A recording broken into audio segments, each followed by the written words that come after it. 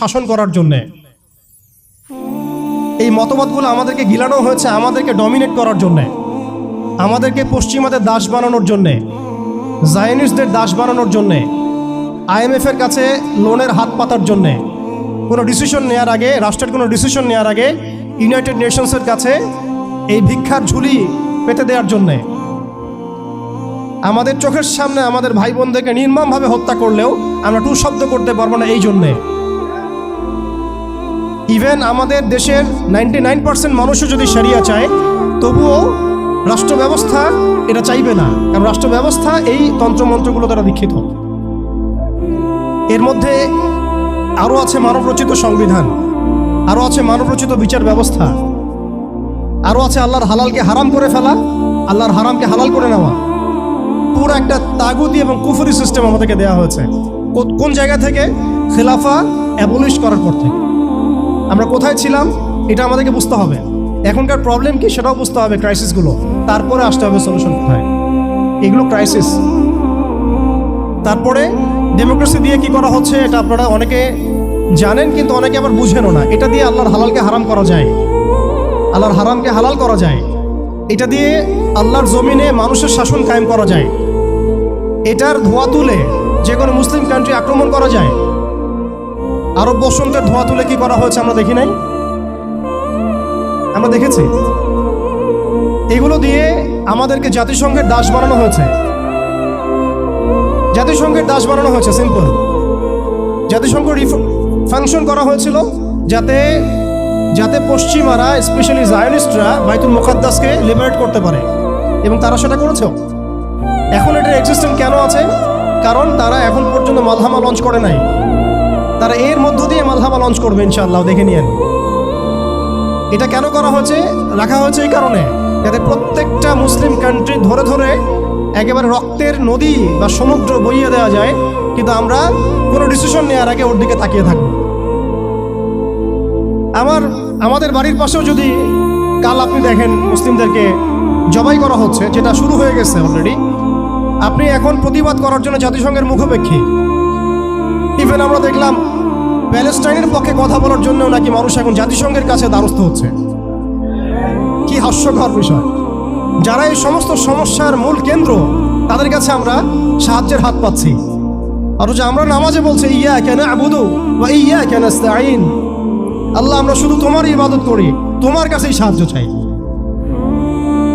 অথচ পলিটিক্যালি আমরা আল্লাহর সাহায্য নিতে চাচ্ছি না। আল্লাহর সাহায্য তো আল্লাহর আইন, আল্লাহর বিধান, শরিয়া, ইমারা এবং খেলাফা। অনেক কথা ভাই, কথা বলতে গেলে রাত শেষ হয়ে যাবে আর কি আজকে। এখন আপনাদের ধৈর্যচ্যুতি ঘটাবো না।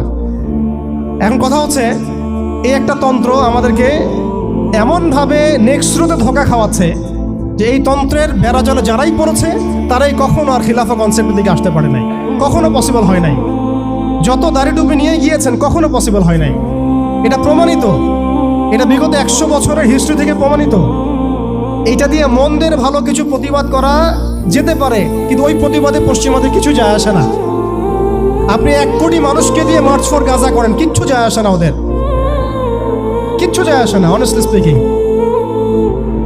ওদের জুলুমের চামড়া এত মোটা যে ওরা একটা হলের মধ্যে বসে থাকা 1000টা শিশু, একটা স্কুলে পড়তে যাওয়া 1000টা বাচ্চা, একটা হাসপাতালে চিকিৎসা নিতে যাওয়া 1000টা বাচ্চাকে একটা বোমে মিসাইল উড়াই দিবে, কিছু যায় আসে না ওদের।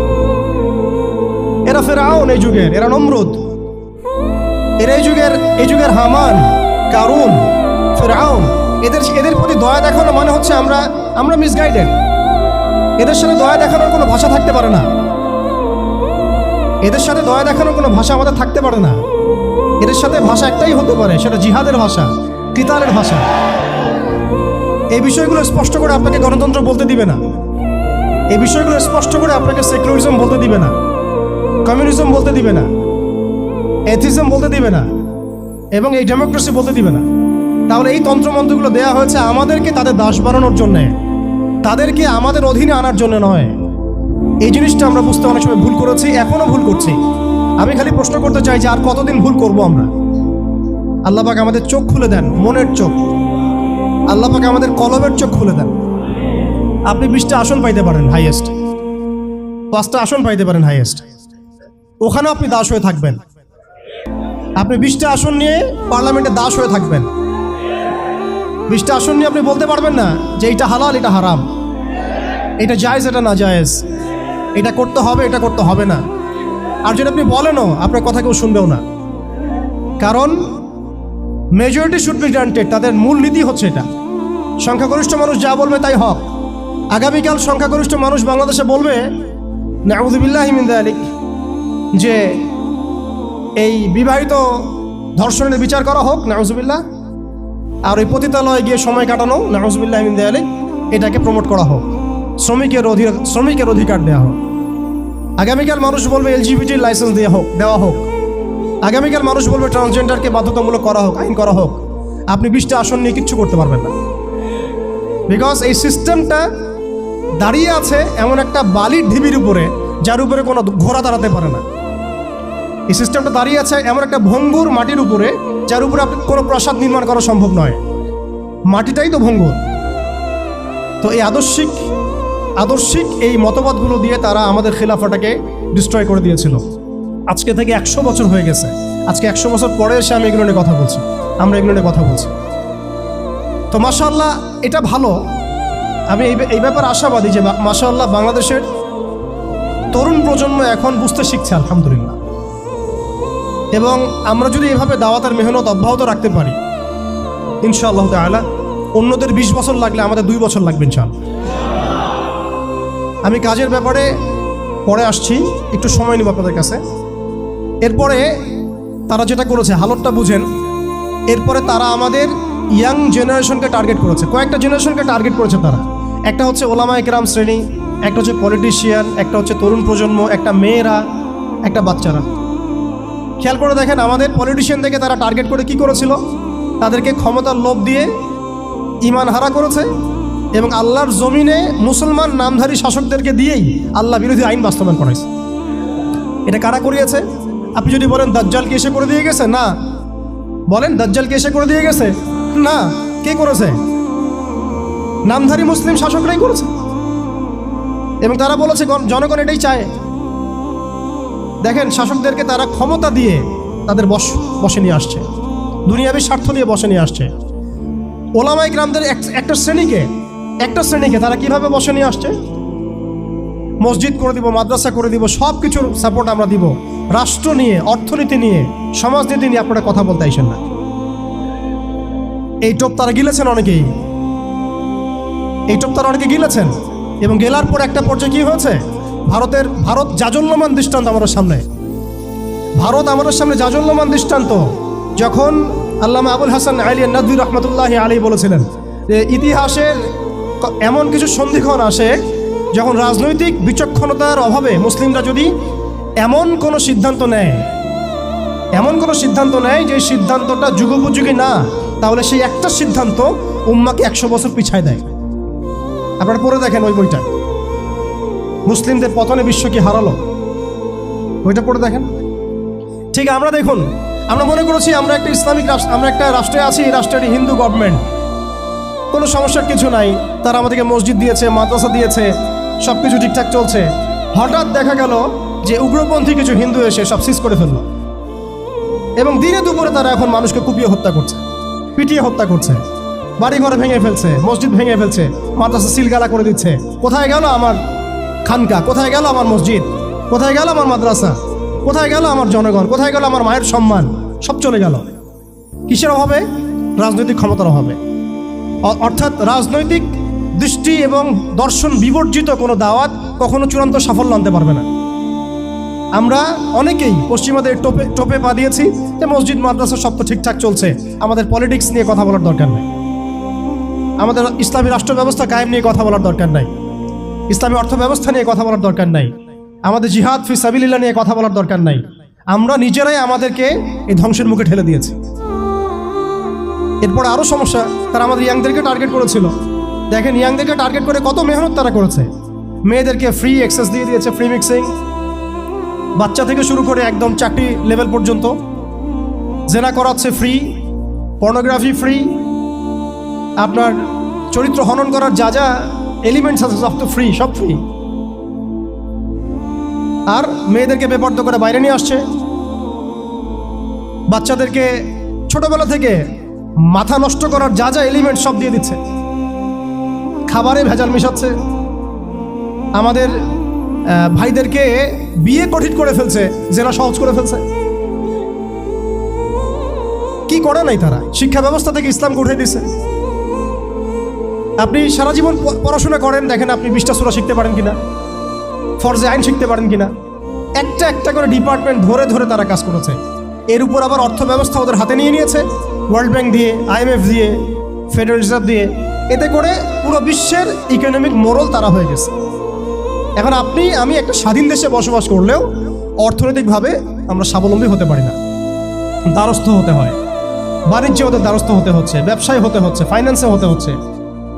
এমনকি আমাদের যে একটা সম্পদ ছিল পকেটে রাখা যেত, গোল্ড কয়েন এবং সিলভার দিরহাম, ওইটা পর্যন্ত তারা অ্যাবলিশ করে দিল, দিয়ে আপনাকে আমাকে ডিজিট ধরাই দিল, দিয়ে আমাদের টাকাগুলো সিজ করে ফেললো। এবং এগুলো যদি মুহূর্তের মধ্যে কলাপস করে যায়, আপনি কিছু করতেও পারবেন না, বিকজ এগুলোর নিয়ন্ত্রণ আপনার হাতে নাই, ইভেন একটা রাষ্ট্রের সেন্ট্রাল ব্যাংকের হাতেও নাই। শুধু তাই না, আমাদের ইসলামিক কারেন্সি তো বিলুপ্ত করলোই, উল্টা আপনাকে সুদ ধরাই দিল, সুদের লেনদেন কারবার, সুদভিত্তিক অর্থ ব্যবস্থা। কোন ডিপার্টমেন্টটা বাদ দিল তারা? পলিটিক্স থেকে নিয়ে সোশ্যাল, ইকোনমিক, চারিত্রিক, আমাদের মা বোনরা, আমাদের শিশুরা, কোনো ডিপার্টমেন্ট বাদ দেয় নাই। এর উপরে আরও আছে। এর উপরে তারা আমাদেরকে আবার মিডিয়া দিয়ে নিয়ন্ত্রণ করা শুরু করলো, মিডিয়া দিয়ে নিয়ন্ত্রণ করা শুরু করলো। আমার এখনও মনে আছে যেদিন আমাকে ঘুম থেকে ছেড়ে দেওয়া হয়, আজকে খোলামেলা বলছে এগুলো, আস্তে আস্তে সবই বলে দেবো ইনশাল্লাহ। যেদিন আমাকে ছাড়া হয়েছে ওই দিন আমাকে বলা হয়েছিল যে আমি যদি ঘুমিয়েও থাকি তবু আমাকে ঘুমের মধ্যেও মনিটর করার জন্য মানুষ থাকবে।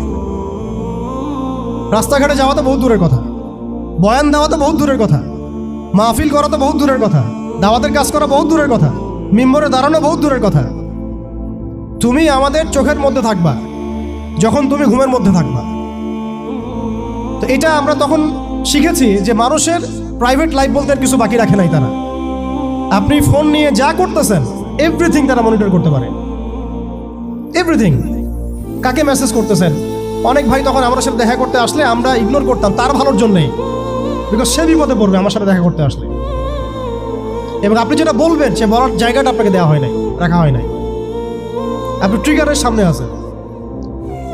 তো আল্লাহ পাকের সন্তুষ্টির জন্য কথা শুনেছি, অনেক সহ্য করেছি, মেনে নিয়েছি, গালিমন্দও খেয়েছি। আর এটাকে সুন্দর করে নাটক সাজানো হয়েছিল যে পারিবারিক কলহের কারণে আত্মগোপনে চলে গেছে। তো পারিবারিক কলহের কারণে আত্মগোপনে আমার সাথে আরো 4 জন কিভাবে গেল? আমার গাড়িও বা কিভাবে গেল? আর বাংলাদেশের গোয়েন্দা সংস্থার হেডকোয়ার্টারে আমার লাস্ট লোকেশন কিভাবে পাওয়া যায়? ম্যাপ কিভাবে ট্রেস হয়? মিডিয়া দিয়ে মানুষকে খাওয়ানো। এই কথাটা বলতে কি এখানে আসছি যে শুধুমাত্র টেকনোলজিক্যাল নিয়ন্ত্রণ ওদের কাছে আছে এমন না, ইভেন মিডিয়া দিয়ে তারা দিন রাইট নাও। এখন আপনারা এই মিডিয়াদেরকে খুব মাথায় তুলতেছেন। এখন কয়দিন আগে তারা ফ্যাসিস্টের পক্ষে ছিল, আজকে মনে করছেন সে আপনার দলে চলে আসছে। তাদের কোনো ধর্ম থাকে না, মিডিয়ার কোনো ধর্ম থাকে না, যেদিকে ফ্লো সেদিকে তারা যাবে। এবং যদি দেখেন আমরা এই গুটি কয়েক মানুষ কালকে বাংলাদেশে শরিয়া কায়েম করে ফেলতে পারি ইনশাআল্লাহ তাআলা। আমি বলছিলাম যে আপনি আপনার বিশ্বাসের জায়গাটাকে এতটা নরম করবেন না, এতটা সস্তা করবেন না। কারণ কাফেরদেরকে, ফাসেকদেরকে, জালেমদেরকে, মুশরিকদেরকে, মুনাফিকদেরকে এবং এই চলমান এই মিডিয়া সিস্টেমগুলোকে, তাগুতি সিস্টেমগুলোকে এত সহজে বিশ্বাস করতে নাই। তারা দিনকে রাত বানাতে পারে, রাতকে দিন বানাতে পারে। আজকে আপনাকে জঙ্গি বলতে পারে, কালকে আপনাকে ফ্রিডম ফাইটার বলতে পারে। আজকে যদি দেখে এইসব ওয়ার্ডগুলো এই সিস্টেমের এগেনস্টে যাচ্ছে, তখন আমাদেরকে তারা ট্রেস করবে, তারা উগ্র, তারা মৌলবাদী, তারা জঙ্গিবাদী কর্মকাণ্ড করতেছে না, আউযুবিল্লাহি মিন যালিক। ঠিক আছে? কিন্তু যদি দেখা যায় কালকে তারাই আবার বিজয়ী হয়ে গেছে, তখন তাদেরকে আবার তারা হাইলাইট করবে এবং তাদের পেজগুলো, নিউজ কাভারেজগুলো ভরে যাবে। অতএব মূল জায়গায় থাকেন। তাদেরকে দিয়ে কিছু যায় আসে না। ইসলামের আহলুন নিফাকদেরকে দিয়ে কিছু যায় আসে না। আমি একটা পয়েন্ট টাচ করতে গিয়ে জায়গায় এসেছি। যে দেখেন আমাদের ওই উম্মার ওই গৌরবান্বিত সময়টাকে স্মরণ করেন, আমরা কোথায় ছিলাম এবং এখন কোথায় আছি। মাঝখানের এই রাস্তাটাতে ওরা আমাদেরকে কিভাবে ডমিনেট করলো, কোন কোন জায়গায় তারা আমাদেরকে মারলো। তারা কিন্তু আমাদেরকে ভাতে মারলো, অর্থনীতির মধ্যে মারলো, রাজনীতির মধ্যে মারলো, সংস্কৃতির মধ্যে মারলো, তরুণ প্রজন্মের মধ্যে মারলো।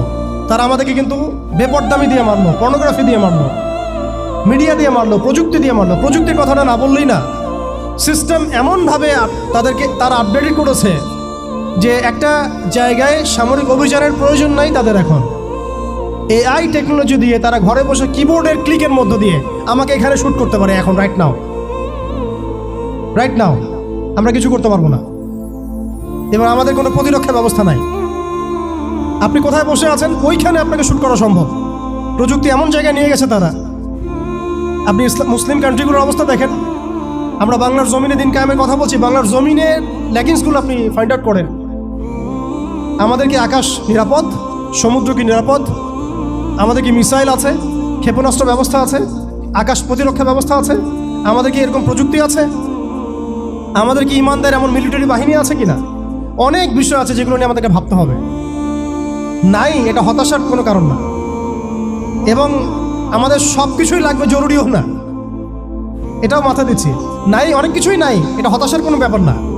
এবং অনেক কিছু যে নাই, এটা আমাদের ভীরুতারও কোনো সুযোগ এখানে রাখার দরকার নাই। নাই, ঠিক আছে, যতটা সম্ভব আমরা অর্জন করার চেষ্টা করবো ইনশাল্লাহ। কিন্তু যদি নাও হয় 100%, তবুও আমাদের ভয় পাওয়ার কোনো কারণ নাই। কারণ আমাদের সাহায্য আসবে আল্লাহর পক্ষ থেকে, আমাদের সাহায্য আসবে আল্লাহর পক্ষ থেকে ইনশাআল্লাহ। এবং আপনারা এই আয়াতটা জানেন যে কাম মিন ফিআতিন কালিলাতিন গালাবাত ফিআতান কাসীরাতান বিইذنিল্লাহ। কত ক্ষুদ্র ক্ষুদ্র দল এই পৃথিবী থেকে চলে গেছে যারা বড় বড় দলের উপর বিজয় লাভ করেছিল আল্লাহর সাহায্য।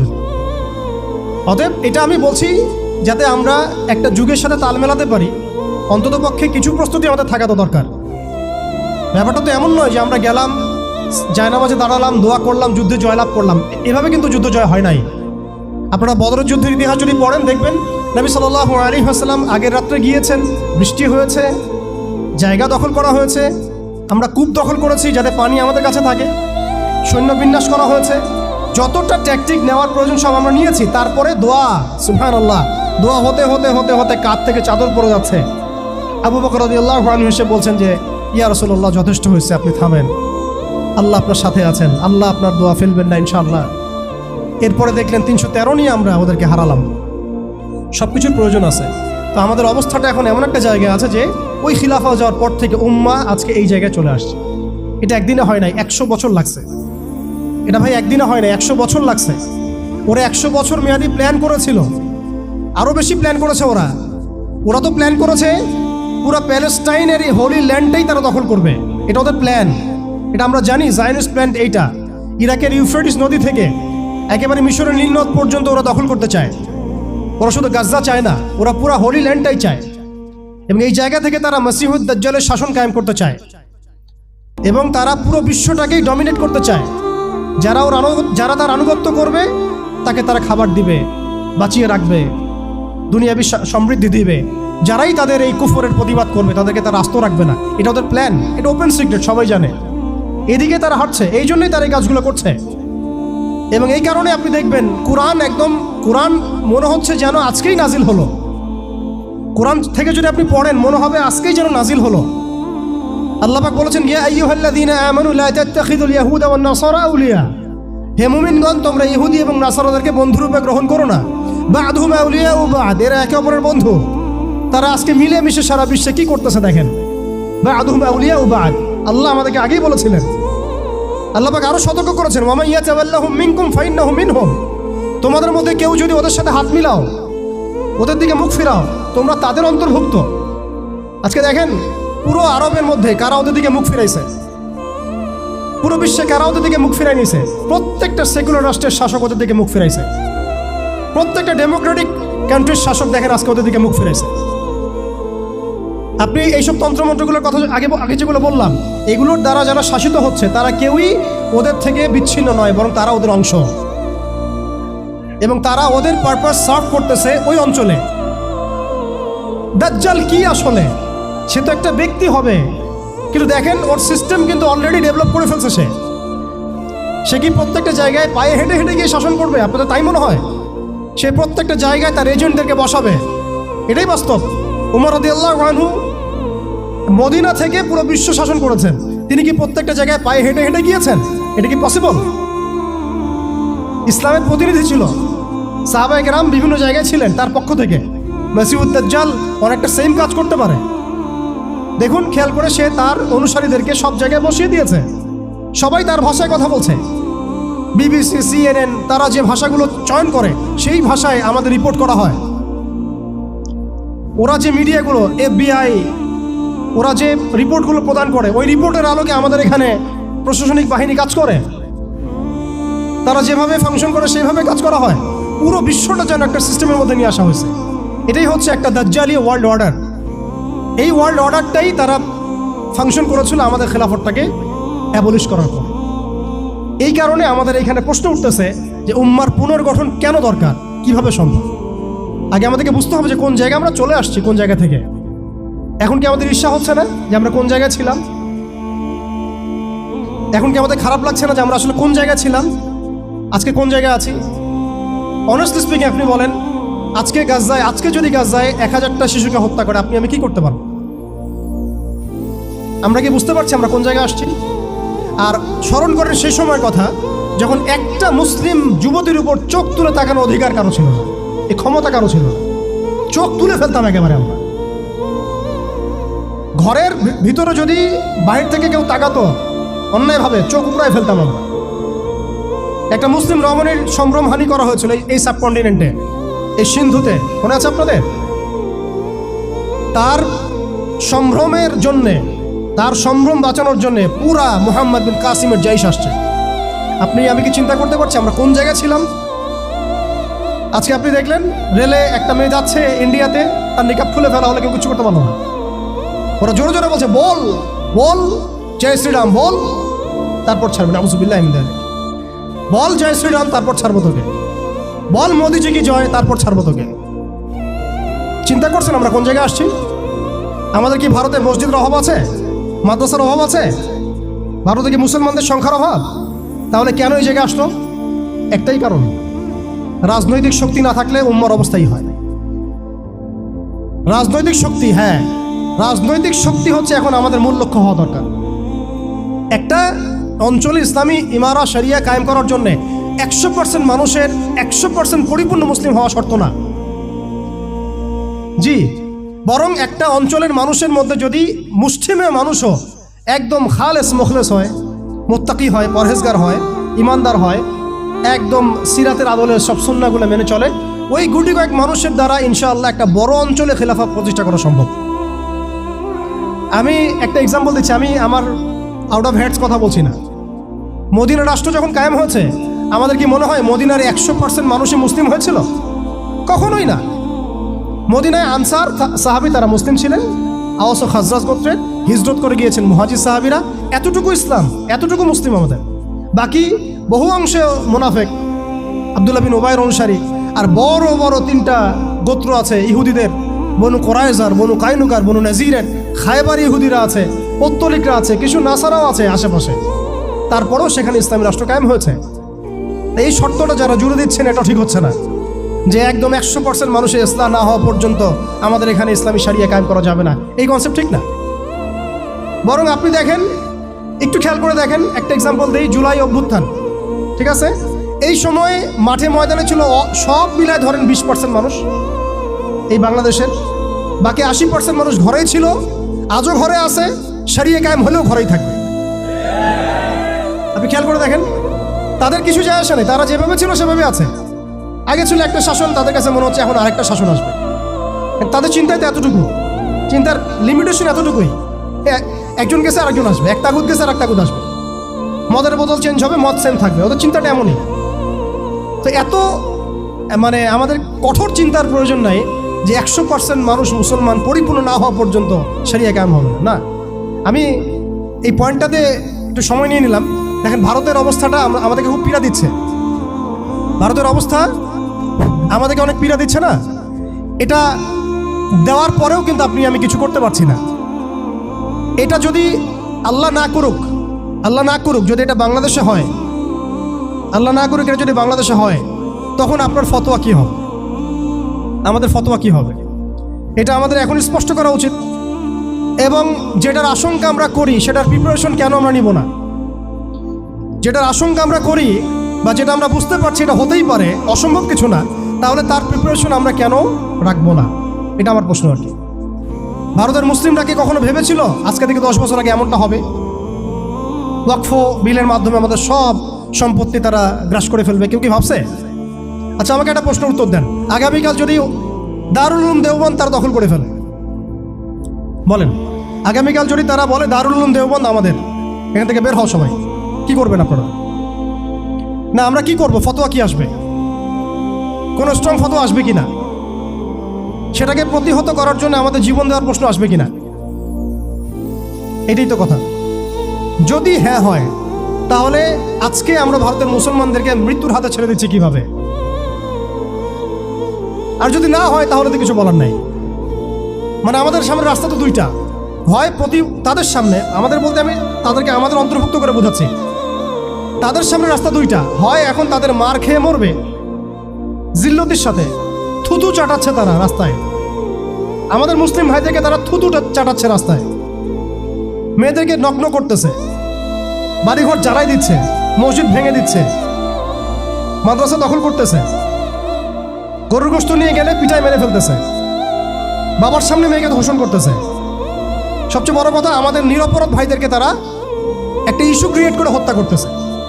এটা একটা জেনোসাইড, গাজার মতোই একটা অবস্থা তারা সৃষ্টি করছে ভারতে, কাশ্মীরে।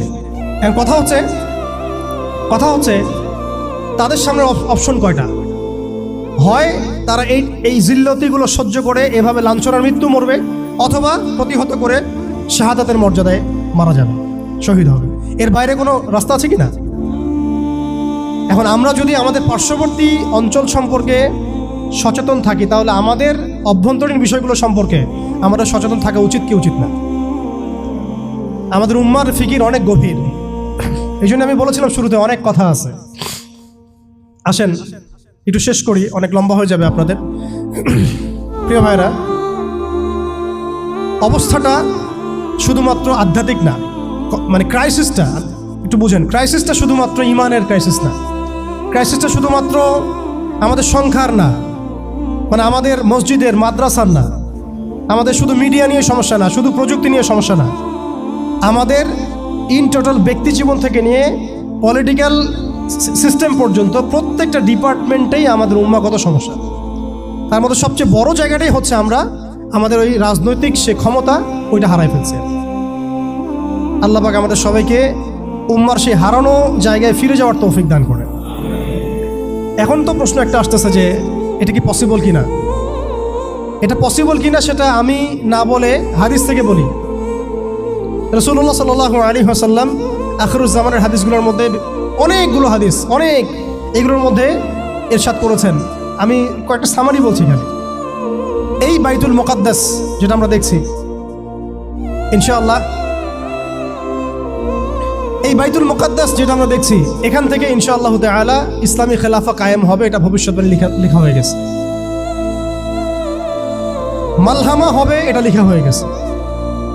এবং মুসলিমদের একটা বড় অংশ শহীদ হবে, এটাও লেখা হয়ে গেছে। মুসলিমদের একটা অংশ এই যুদ্ধে জয়লাভ করবে, এটাও লেখা হয়ে গেছে। ঈসা আলাইহিস সালামের হাতে 40 বছর ইসলামী খেলাফা কায়েম হবে, এটাও লেখা হয়ে গেছে। তাহলে এই বিষয়ে যাদের মধ্যে কনফিউশন আছে যে ইসলাম কি আবার সে আগের জায়গায় যাবে, উম্মাহ কি আবার হারানো ওই জায়গায় ফিরে পাবে, এই কনফিউশনটা আগে দূর করতে হবে। আজকে থেকে বাসায় ফিরে গিয়ে আপনি কনফিডেন্ট থাকবেন যে সামনে আমরা জয়লাভ করতে যাচ্ছি ইনশাআল্লাহ। আগামীকাল আমাদের জয়ের সূর্যোদয় উঠবে, এটা লেখা হয়ে গেছে। এটা যাদের মধ্যে পড়াশোনা নাই, এলেম নাই, যারা দুনিয়াদার, যারা এইসব তন্ত্রের মধ্যে ধোকায় পড়ে আছে, তাদেরকে বললে তারা হাসতে পারে। এমনকি পশ্চিমা সভ্যতা, Zionist movement, United Nations, NATO, FBI, এরা সবাই হাসতে পারে যে এগুলো হবে।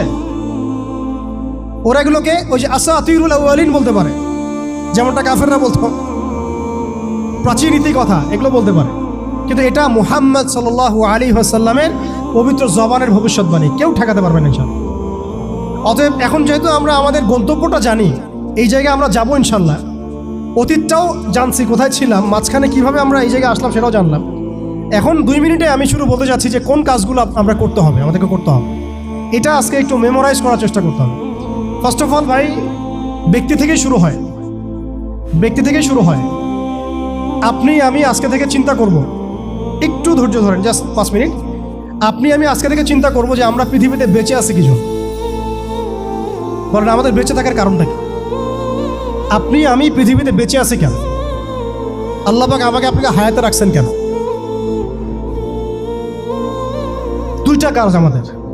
যত কিছু আমাদের আশেপাশে ঘুরতেছে, স্ত্রী, সন্তান, ব্যবসা বাণিজ্য, চাকরি বাকরি, এইটা সেইটা, এগুলো সবই গৌণ। আমাদের মুখ্য কাজ 2টা, আল্লাহর ইবাদত করা, তার জমিনে তার দিন কায়েম করা। বাকি সব কিছু এর আওতাভুক্ত।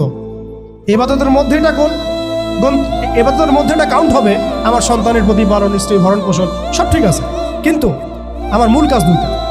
এক, আমি ওয়ামা খালাকতুল জিন্না ওয়াল ইনসা ইল্লা লিয়াবুদুন, এর উপর আমল করব। আর একটা আমি শুরুতে বলেছিলাম, ইন্নাল্লাহা লা ইউগাইয়িরু মা বিকওমিন হাত্তা ইউগাইয়িরু মা বিআনফুসিহিম। আল্লাহ পাক কোনো কওমের অবস্থা ততক্ষণ পর্যন্ত পরিবর্তন করেন না যতক্ষণ সেই কওম তাদের নিজেদের অবস্থা পরিবর্তনের ফিকির না করে, চেষ্টা না করে। অতএব শুরুটা ব্যক্তি থেকে হবে। আমরা সবাই নিয়াত করতে পারি ইনশাআল্লাহ যে আমরা আমাদের আগামী পুরা জীবনটা শুধু এক আল্লাহর জন্য ঢেলে দিব ইনশাআল্লাহ। আমাদের সব কাজ হবে আল্লাহর সন্তুষ্টির জন্য। মৌলিক কাজ হবে 2টা, আল্লাহর ইবাদত করা এবং তার জমিনে তার দিন কায়েমের চেষ্টা করা। 2 নাম্বার হচ্ছে ভাই, পরিপূর্ণ ইসলামে প্রবেশ করতে হবে। আংশিক ইসলাম প্র্যাকটিস করলে এখন আর চলবে না, অনেক হয়েছে। ওয়াজ তো শুনতেছেন 10 বছর থেকে। আমি তো মুসলিম পরিবারের সন্তান, 30 বছর হয়ে গেছে বয়স, 35 বছর হয়ে গেছে বয়স। এই যে আমাদের অনেকের বয়স 40-50 হয়ে গেছে। আর কি, আর কত? দুনিয়া তো দেখলাম, দুনিয়া তো যথেষ্ট দেখলাম। অতএব পরিপূর্ণ ইসলামে প্রবেশ করতে হবে। এটার মাধ্যম হচ্ছে আল্লাহ পাকের সব হালাল মেনে চলবো, হারাম মেনে চলবো, সব আদেশ মেনে চলবো, নিষেধ ছেড়ে দিব, সুন্নাহ ভিত্তিক জীবনযাপন করবো ইনশাআল্লাহ। রাসূল সাল্লাল্লাহু আলাইহি ওয়াসাল্লাম যা করতে বলেছেন করবো, ছাড়তে বলেছেন ছাড়বো। এবং 3 নম্বর হচ্ছে ইসলাম বিরোধী যে আকীদা, দর্শন, মতবাদগুলো আছে এগুলোকে চিনতে হবে। শুধু ইসলাম পালন করেই যাবেন, এইদিকে আবার তাগুত, কুফর, হারাম সবই থাকবে, এই জগা খিচুড়ি দিয়ে আবার কাজ হবে। আমাদেরকে এই যুগে আবু বকর, ওমর, ওসমান, আলী হতে হবে, একদম মুখলেস, একদম খালেস, একদম পরিশুদ্ধ হওয়ার চেষ্টা করা ইনশাআল্লাহ। তো ইসলামের পরিপূর্ণতার মধ্যে প্রবেশ করার চেষ্টা করতে থাকা এবং একই সাথে ইসলাম বিরোধী যে আকীদা আমলগুলো আছে এগুলো থেকে দূরে থাকা। এবং ইসলাম বিরোধী অনেক আকীদা আছে, দর্শন আছে, প্রথমে কয়েকটা বললাম, এছাড়া আর অনেক আছে। মুরজি আকীদা আছে, জাবারিয়া আকীদা আছে, কাদারিয়া আছে, আপনার মুতাজিলা আকীদা আছে, রাফেজি আকীদা আছে, খারেজি আকীদা আছে। এগুলো সম্পর্কে চিন্তা হবে এবং আহলুস সুন্নাহ ওয়াল জামাআর আকীদার উপর থাকতে হবে। এর সাথে এই যে পশ্চিমা তন্ত্রমন্ত্রের দর্শনের যে ফিতনাগুলো, এগুলো থেকে দূরে থাকতে হবে। আমলগত ফিতনাগুলো থেকে দূরে থাকতে হবে। সুদ থেকে, ঘুষ থেকে, দুর্নীতি থেকে, জেনা থেকে, ব্যভিচার থেকে, যত রকম কবিরা গুনাহ আছে এগুলো ছাড়তে হবে ভাই। আল্লাহ পাক অপবিত্র কাঁধে আল্লাহর দিনের আমানত দিবেন না, অপবিত্র কলমে আল্লাহ পাকের দিনের আমানত দিবেন না। সো ভিতর বাহির পরিষ্কার করতে হবে, ভিতর বাহির পরিষ্কার করতে হবে। আল্লাহ পাক তৌফিক দান করেন। 4 নম্বর হচ্ছে অবশ্যই মাথার উপরে আমাদের ওলামা ইকরামদেরকে রাখতে হবে। ওলামা বিবর্জিত কোনো জেনারেশন কখনো সফল হতে পারবে না। অতএব ওলামা ইকরামদেরকে আমাদের মাথার উপরে রাখতে হবে, এই সহবতটা আমাদের লাগবেই। 5 নম্বর হচ্ছে ভাই, হারাম খাওয়া যাবে না, হালাল খাইতে হবে। কোন অবস্থায় আমরা যেন হারামে লিপ্ত না হয়। যত রকম হারাম আছে সব ছাড়তে হবে, ছেড়ে হালালে থাকতে হবে। না খেয়ে থাকবো তাও হারাম খাবো না, না খেয়ে থাকবো তাও হারাম খাবো, এই চিন্তা আমার মধ্যে থাকতে হবে। 6 নম্বর, আমার আপনার জীবনের লক্ষ্য ফিক্স করে ফেলেন। আজকে জীবনের লক্ষ্যটাকে ফিক্স করে ফেলেন। আপনি আসলে দুনিয়াতে কি চাই, কি করতে আসছি, আমাদের কাজটা কি, এইটা যদি ফিক্স করতে পারি, কাজ আমাদের মাশাআল্লাহ 50% হয়ে গেছে। 7 নম্বর হচ্ছে আমাদের পারিবারিক কাঠামোগুলোকে ঠিকঠাকভাবে গড়ে তোলার চেষ্টা করা ইসলামিক আদর্শে। যদি একেবারেই পসিবল না হয় সেক্ষেত্রে আমাদের সামনে সাহাবীদের মিসাল আছে। বহু সাহাবী পরিবার থেকে সেই সাপোর্টটা পান নাই যেটা প্রত্যাশা করে মানুষ, অনেক নবীও পান নাই। অনেক ক্ষেত্রে দেখা গেছে আসহাবুল কাহাফের মিসাল আমাদের সামনে আছে। তো আমরা চেষ্টা করতে থাকবো, এরপরেও যদি সব কিছু আমাদের অনুকূলে না থাকে এটা আল্লাহর হাতে ছেড়ে দিতে হবে। 8 নম্বর হচ্ছে, এটা খুব জরুরি, আর 2-3টা মিনিট। 8 নম্বরটা সবচেয়ে জরুরি। আজকে সেমিনার হলো, অনেক বয়ান হয়েছে, আলহামদুলিল্লাহ অনেক আলোচনা হয়েছে, অনেক স্কলার এসেছেন। 8 নম্বরটার উপর আমল যদি আমরা না করতে পারি, আমরা শুধু সেমিনারই করতে থাকবো, বাংলার জমিনে শরিয়া কায়েম করতে পারবো না। আমি একটু খোলামেলা বলে দিই আর কি, রাগ করেন না। 8 নম্বর যদি আমরা বাস্তবায়ন করতে না পারি, আমরা এভাবে সেমিনারই করতে থাকবো, মাহফিলই করতে থাকবো, আমরা এভাবে মসজিদ মাদ্রাসা সব খেদমত চলতে থাকবে, সব ঠিক আছে, কিন্তু শরিয়া ইমারত দিকে আমরা যেতে পারবো না। যেটা না হলে আমরা আবার পশ্চিমাদের দাসত্ব থেকে মুক্ত হইতে পারবো না, স্বাধীন হইতে পারবো না, মাজলুমদের সাহায্য করতে পারবো না, মুস্তাদআফিনদের পাশে দাঁড়াতে পারবো না। ওইটা করতে হলে আমাদেরকে ওই জায়গায় যেতেই হবে, ওই শরিয়ার জায়গায় যেতেই হবে। সেটা কি? সেটা হচ্ছে আমাদের দরকার একটা জামাআ দরকার। আমাদের এখন বিশুদ্ধ আকীদা এবং বিশুদ্ধ মানহাজের একটা জামাআ বাংলাদেশে অবশ্যই অবশ্যই জরুরি ভিত্তিতে দরকার। বাংলাদেশে অনেক কিছু আছে, অনেক প্ল্যাটফর্ম আছে, ঠিক আছে, আমি এগুলো সম্পর্কে অবগত আছি। সব কিছু বিবেচনা করে আমি আবার আমার জায়গা থেকে জোর দিয়ে বলছি, বাংলাদেশে বিশুদ্ধ আকীদার, বিশুদ্ধ মানহাজের, তাওহীদপন্থী মানুষদের, যারা আল্লাহর জমিন, আল্লাহর দ্বীনের বিজয় দেখতে চান, তথাকথিত পশ্চিমাদের পদ্ধতিতে নয় বরং সিরাতের আদলে যারা দেখতে চান, তাদের অবশ্যই অনতিবিলম্বে ঐক্যবদ্ধ হতে হবে। যদি ঐক্যবদ্ধ হতে না পারি, আমরা অস্তিত্ব সংকটে পড়ব, আমরা অস্তিত্ব সংকটে পড়ব। আগামীতে আপনি হবেন টার্গেট, আপনি হবেন ডিহিউম্যানাইজ করার মূল উপকরণ, মূল মাধ্যম।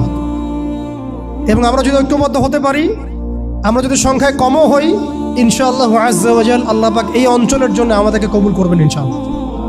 দেখবেন এই অঞ্চলে কালিমা লা ইলাহা ইল্লাল্লাহ মুহাম্মাদুর রাসূলুল্লাহর পতাকা আমাদের হাতেই উঠবে ইনশাআল্লাহ। বৈশ্বিক অনেক কাজ হচ্ছে, এটা হচ্ছে আলহামদুলিল্লাহ, এটা আল্লাহর হুকুমেই হচ্ছে।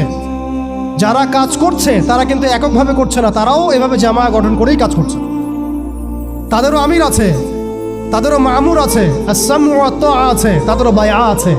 এগুলো যদি আমাদের মধ্যে না আসে, আমরাও এভাবেই যে সেমিনার করতে থাকবো, এর বেশি হয়তো আমরা আর কিছু করতে পারবো না, হয়তো বা। আমরা চাই অনতিবিলম্বে বাংলাদেশে তাওহীদপন্থী মানুষদের একটা কাফেলা গড়ে উঠুক। এ বিষয়ে আপনারা একমত কিনা? এ বিষয়ে কি আপনাদের মতামত আছে কিনা? আপনারা আল্লাহর কাছে দোয়া করতে থাকেন যে আল্লাহ যেন এমন একটা জামাআ করে দেন, এমন একটা ইমারা এনে দেন, এমন একটা মামুর আল্লাহ পাক তৈরি করে দেন, এবং এমন যোগ্য আমির আল্লাহ পাক নিয়ে এসে দেন, যাদের ঐক্যবদ্ধ প্রচেষ্টায় বাংলাদেশে ইনশাআল্লাহ শরিয়া কায়েম হবে ইনশাআল্লাহ তাআলা। আল্লাহ যেন কবুল করেন, আমিন। এটা সবচেয়ে জরুরি কাজ। যদি আমরা এটা করতে না পারি, আমি বললাম আপনারা অস্তিত্ব সংকটে পড়বেন। ছোট ছোট পরিসরে কাজ করে আপনি নিজের অস্তিত্ব ধরে রাখাটাই ডিফিকাল্ট হয়ে যাবে। শরিয়া কায়েম তো বহু দূরের কথা। আপনি খেয়াল করে দেখেন, তাগুত ঐক্যবদ্ধ হয়েছে, তাদের রুট লেভেল পর্যন্ত কাঠামো আছে, চেইন অফ কমান্ড আছে।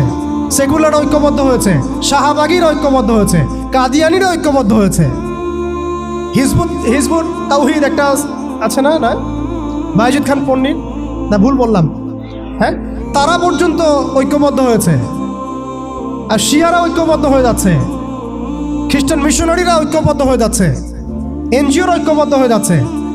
আপনি দেখেন ফ্যাসিস্টরা ঐক্যবদ্ধ ছিল, এখনো আরেক তাগুত যারা ক্ষমতা আসার জন্য উঠে পড়ে লাগছে, তারা ঐক্যবদ্ধ হয়ে যাচ্ছে। সবাই যদি ঐক্যবদ্ধ হয়, তাহলে আমরা কেন হব না? আমরা কিসের অপেক্ষায় বসে আছি? উম্মার পুনরুত্থান যদি আমরা দেখতে চাই, পুনর্জাগরণ দেখতে চাই, এবং এই অঞ্চলে যদি আমরা উম্মাকে সেই বিজয়ী বেশে দেখতে চাই, তাহলে আমাদেরকেই আল্লাহর কালিমার পতাকা তুলে নিতে হবে ইনশাআল্লাহ।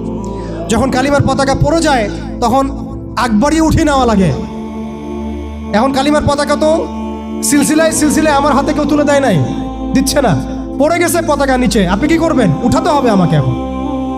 আল্লাহ পাক সে ওঠানোর মতো হাত আমাদেরকে দান করেন, সেরকম যোগ্য প্ল্যাটফর্ম দান করেন, যোগ্য ইমারা দান করেন, যোগ্য সুরা দান করেন, যোগ্য আমির দান করেন, আমাদেরকেও যোগ্য মামুর হওয়ার তৌফিক দান করেন।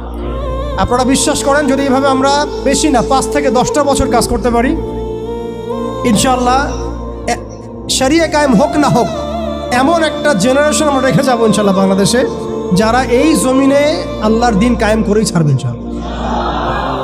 এটা আমি কোনো চাপাবাজি করতেছি না, আর এটা কোনো আবেগের কথা না, জাস্ট আমরা যদি 10টা বছর এভাবে কাজ করতে পারি, একজন শেখ হারুন ইজার, একজন আদনান ভাই, একজন অমুক ভাই, একজন তমুক ভাই, একজন অমুক স্কলার, একজন তমুক স্কলার, তাদের একক খেদমতে যদি এইভাবে জাগরণ হতে পারে, আপনারা একটু চিন্তা করেন যদি এরকম 100টা মানুষ একসাথে থাকে তাহলে উম্মার কি হইতে পারে।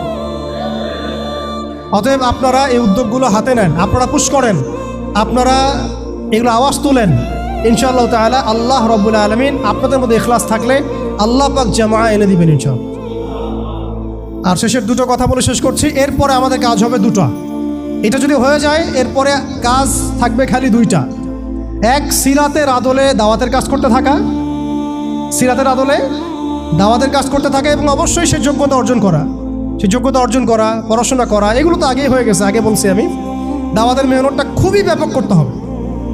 চায়ের কাপে দাওয়াত হবে, হোটেলে দাওয়াত হবে, চা খেতে খেতে দাওয়াত হবে, কফি খাইতে খাইতে দাওয়াত হবে, স্কুলে দাওয়াত হবে, কলেজে দাওয়াত হবে, ইউনিভার্সিটিতে দাওয়াত হবে, সেমিনারে হবে, সিম্পোজিয়ামে হবে, মসজিদে হবে, তালিমে হবে, সবখানে দাওয়াতের কাজ করতে হবে। এবং দাওয়াতের এই কাজটা প্রত্যেকটা মহলে করতে হবে, তরুণদের মধ্যে, তরুণীদের মধ্যে, আম জনগণের মধ্যে, আমাদের বাচ্চাদের মধ্যে, আমাদের পুলিশের মধ্যে, প্রশাসনের মধ্যে, আর্মির মধ্যে, বিজিবির মধ্যে, র্যাবের মধ্যে, ডিজিএফআইয়ের মধ্যে, প্রত্যেকটা মহলে। এবং এই দাওয়াত হবে খোলাসা করে, আমভাবে খোলামেলা দাওয়াত, ব্যাপক দাওয়াত এবং পরিপূর্ণ দাওয়াত। আংশিক ইসলামের দাওয়াত না, পরিপূর্ণ ইসলামের দাওয়াত, পরিপূর্ণ ইসলামের দাওয়াত। ব্যাস, এরপরে দাওয়াতের মেহনত চলতে থাকবে। যদি কেউ আমেরিকা হয়ে আসতে চায় আমরা তালেবান হয়ে যাব, যদি ইসরায়েল হয়ে কেউ আসতে চায় আমরা হামাস হয়ে যাব, যদি দেখা যায় যে কেউ এরকম কোনো পরাশক্ত হয়ে না এসে ভালোই আমাদের দাওয়াত কবুল করে নেয়, তাহলে মদিনা রাষ্ট্রের মধ্যে ইসলামী রাষ্ট্র কায়েম হয়ে যাবে ইনশাআল্লাহ। পরিস্থিতি যেমন হবে আমাদের কাজও তেমন হবে। মুক্তির একটাই পথ, দাওয়াত এবং জিহাদ, দাওয়াত এবং জিহাদ। এরপরে যদি ইসলামী রাষ্ট্র কায়েম হয় ইনশাআল্লাহ আজ্জা ওয়া জাল, তখন দেখবেন বহির্বিশ্বে কীভাবে আমরা বড় বড় ইসলামিক কান্ট্রিগুলোর সাথে একটা একাত্মতা পোষণ করে একটা বৈশ্বিক চেইন অফ কমান্ড গড়ে তুলতে পারি। এবং সেটা অবশ্যই ইমানের ভিত্তিতে, তাওহীদের ভিত্তিতে, এবং সেটা অবশ্যই সিরাতের আদলে, সুন্নাহর আদলে, কোনো সেকুলার ডেমোক্রেটিক বা ওই তাগুতের দাসদের আদলে নয়। সেটা হবে সেই সব ভাইদের সাথে যারা আল্লাহর পথে দাওয়াত এবং জিহাদের মধ্য দিয়ে আল্লাহর জমিনে দিন কায়েম করেছেন, তাদের সাথে নয় যারা মুসলিমদেরকে পিঠের পিছ থেকে ছুরি মেরেছে, এদের সাথে নয়। অতএব আমাদের কাজ এখন আঞ্চলিকভাবে এগুলাই। এই কাজগুলো যদি আমরা ঠিকঠাক মতো করতে পারি ইনশাআল্লাহ, আল্লাহ পাক তৌফিক দান করেন, আমিন, তাহলে দেখবেন অল্প সময়ের ব্যবধানেই আমরা ভালো সাফল্য পাচ্ছি ইনশাআল্লাহ। এবং আমাদের এক্সিস্টিং যে ভাইরা যারা কাজ করছেন তাদের কারোর সাথে আমাদের সরাসরি কোনো বিরোধে যাওয়ার প্রয়োজন নাই, যতক্ষণ না তারা আহলে সুন্নাহ ওয়াল জামায়াতের আকীদা, আমল, মানহাজ থেকে দূরে সরে যায়। ততক্ষণ পর্যন্ত আমাদের কারোর সাথে কোনো রকমের বাকবিতণ্ডা, কথা কাটাকাটি, ফেসবুকে ঝগড়া, এগুলো খুব বাজে বিষয় হচ্ছে। এগুলোর কোনো প্রয়োজন নেই আমাদের। আর কে কি করলো, তারা এটা করলো কিনা, সেটা করলো কিনা, তারা কেন এমন করে না, ওই আলেম কেন এমন করে না, এগুলো ভাবারও আমাদের প্রয়োজন নাই। আমরা দেখবো আমরা কি করতেছি, আমাদের কি করা দরকার। এই কাজগুলো যদি ঐক্যবদ্ধ হয়, ঈমান, আমল, তাজকিয়া, জামাআ, ইমারা, উলামা কেরামের সোহবত, দাওয়াত এবং জিহাদ, ইনশাআল্লাহ আপনারা অপেক্ষা করতে থাকেন। বাংলার মাটিতেও ইনশাআল্লাহ কালিমা লা ইলাহা ইল্লাল্লাহ মুহাম্মাদুর রাসূলুল্লাহর পতাকা উঠবে ইনশাআল্লাহ। আল্লাহ পাক আমাকে আপনাকে সেই দিন দেখার তৌফিক দান করেন, সেই মাকবুল কাফেলা আল্লাহ পাক আমাদেরকে শরীক করেন। আল্লাহ পাক আমাদের সবাইকে কথাগুলো দিলের কান দিয়ে বোঝার, শোনার তৌফিক দান করেন, সেগুলো বাস্তবায়ন করার তৌফিক দান করেন। এবং আলোচনার মধ্যে যে ভুলগুলো হয়ে গেছে আল্লাহ মাফ করে দেন, যে সঠিক বিষয়গুলো হয়েছে এগুলো আল্লাহ পাক কবুল করেন। এবং আপনাদের প্রতি যে উদাত্ত আহ্বান আমরা রাখলাম, এই আহ্বানটুকু নিয়ে সবাই যার যার মতো করে ফিকির করি, ইনশাআল্লাহ অনতিবিলম্বে বাংলাদেশের মধ্যে এমন কিছু পজিটিভ বিষয় হতে পারে যেটা ইনশাআল্লাহ তাআলা আগামীতে বাংলাদেশের দাওয়াতের ক্ষেত্রে, দ্বীনের ক্ষেত্রে রূপরেখা পরিবর্তন করে দিবে ইনশাআল্লাহ তাআলা। সুবহানাকা আল্লাহুম্মা ওয়া বিহামদিক, আশহাদু আল্লা ইলাহা ইল্লা আনতা, আস্তাগফিরুকা ওয়া আতুবু ইলাইক।